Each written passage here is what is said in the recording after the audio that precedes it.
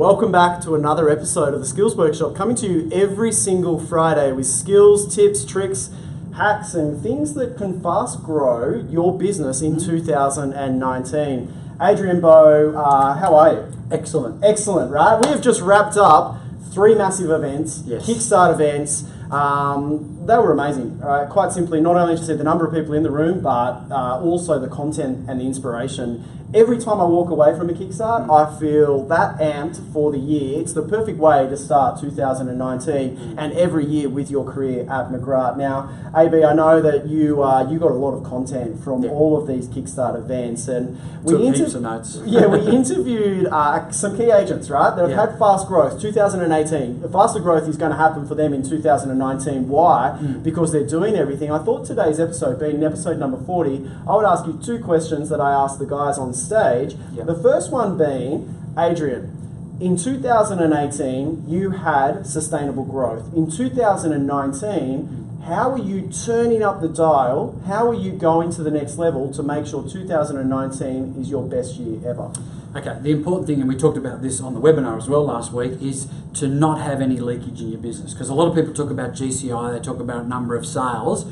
I don't talk to anyone unless, consistently with those conversations we talk about leakage or lack thereof, burnout or lack thereof, right? And making sure customer service is high up there. Because it's great to say you did 100 transactions, but if the customer service experience was an average of 6 and you had massive leakage in your business, i.e. leads that were just never followed up, and you're burned out and next year you're only going to sell 20 properties, it's not sustainable. So take it from me, I've made all the mistakes. I've burned out, I've had leakage, all of that. But what I find is if you've got what I call the 10 buckets covered, on a sustainable level, and when I talk about buckets, I talk about as buckets of opportunity for business and for longevity. Okay, so number 1 out of the 10 is the past clients. You've got to have a past client strategy, and let's not complicate it, guys. Call them on the anniversary, send them an anniversary letter,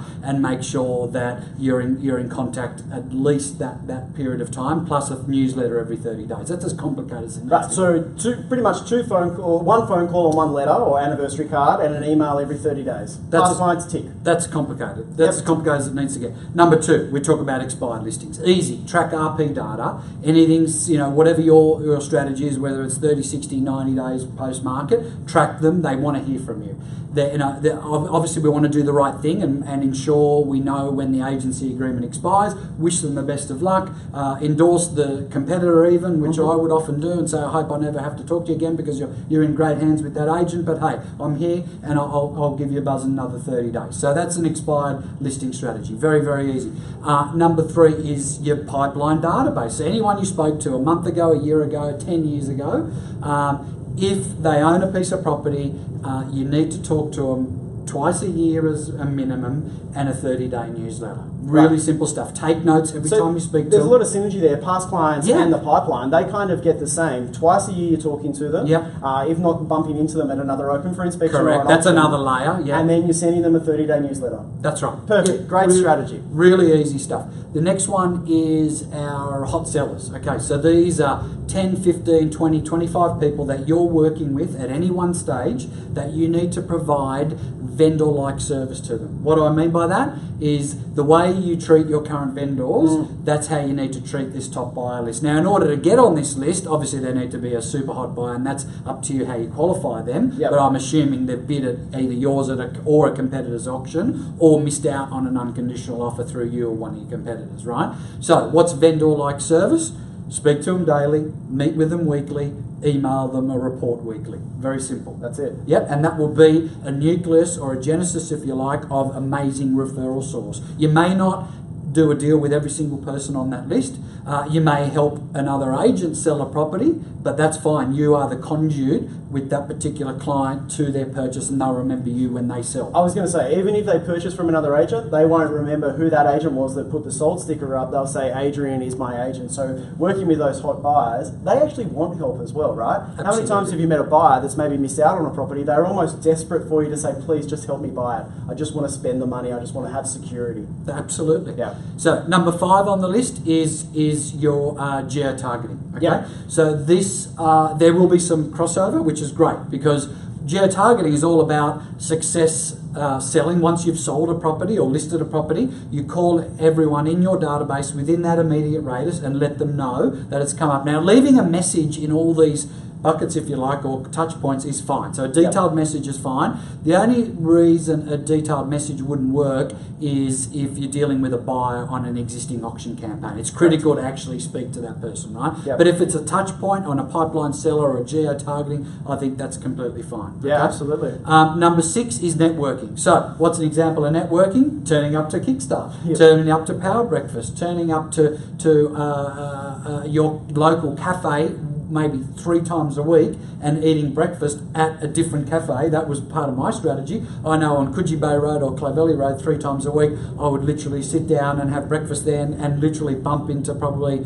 half a dozen people on each occasion and say g'day. They could see I was in the market. They also could see I was in the field. I had my computer there on the phone, doing deals, sending emails, talking to people, having a coffee, shouting someone a coffee. That's high optics and that's high exposure, something which is essential in my opinion. So that's very easy to do. Another one, Adrian, that you always used to do was you used to go to the neighbouring offices' sales meetings as well and just sit in and just be part of the team. Yes. So if you're not doing that as a strategy, what an easy way. We've just had Kickstarts, you've just met all these people. Why not go and visit them or find out when their sales meeting is and just give them insights into your market, because the idea sharing part of this business is paramount to the success. Absolutely. So the last 4 is number 7 is off-market strategy. You got to have an off-market strategy. Again, as we talked about last week, be the sifter, not the alchemist. Don't try and turn someone who's never going to sell into a seller. Don't try and turn a buyer who's never going to buy into a buyer. Okay. So really important when you're dealing with off-market, high qualification process is critical. But have a strategy, and if you do it properly, there's no reason why you cannot add 1 sale per month minimum to your GCI. There's absolutely no reason where if it's done correctly. So that's 12 a year, pretty much at the blink of an eye, just by doing that properly. Should be able to fall over that. That's with an EBU. Yep. If you're on your own, let's call it half a dozen a year. Okay. Number 8 is success marketing. So anything that you've just listed or just sold, this is separate to geo-targeting, because geo-targeting is your database. Success marketing is your BDA. Okay. So anything just listed, just sold, or auction invites, people need to hear from you, okay, in the form of a DL card. Very, very important. The last 2, number 9, social media. You've got to have a strategy. If you don't know where to start, speak to us, speak to Troy or whatever, but ultimately it's just being present, similar to optics at the cafe 3 times a week. Optics on the feed 3 times a week would be a great way to start, okay? And just stick to Facebook, LinkedIn, Instagram, and pretty much YouTube or any video content, right? But we see Instagram, LinkedIn, and Facebook as the ones that are leading the race, especially in real estate, especially for the public's eyes. But if you want to have a portal that you hold all your video content, YouTube just default there. Twitter works as well, but it's not as a priority as those other 3. If I can put a priority on them. Yeah, absolutely. So the last one is BDA new business. So what I mean by BDA new business is a combination of door knocking and cold calling in order to build your database, okay? As the area expert. You may do both, you may just do one, but I think if you're looking to build your data and you haven't met everyone in your BDA as yet, then door knocking or cold calling is one of them. So that's my 10. I've got a super growth hack as well, which I know you're probably going to ask me about, but that if you stick to those 10 buckets, that will avoid that roller coaster ride, and it will also be the antidote for no leakage, top customer service, no burnout, right? Because you've got it all covered 12 months of the year. Those 10 that we've just covered off as well, Adrian, they don't feel too much of a weight bearing down on my shoulders. If you said follow these 10 steps, do activities in each one of these 10, I don't think they're very hard to achieve, right? Now, the reality of it is that many of us have been really good at 1, 2, or 3 of those strategies. But if you say complete all 10, imagine what business could look like in 2019, which is exactly the question I'm now going to ask you. Yeah. Over the last 25 years, you have been in the top 1% of agents worldwide, Australia. You've been recognised as one of the top agents in our business multiple times, winning the Agent of the Year. Adrian, what would be your game-changing move in 2019 to outpace, outpassion, outcompete every one of your competitors in the market? Video. Video. No doubt. I would be adopting a video on every single listing. Yep. So that would be a huge upsell for me for every single listing that I would secure.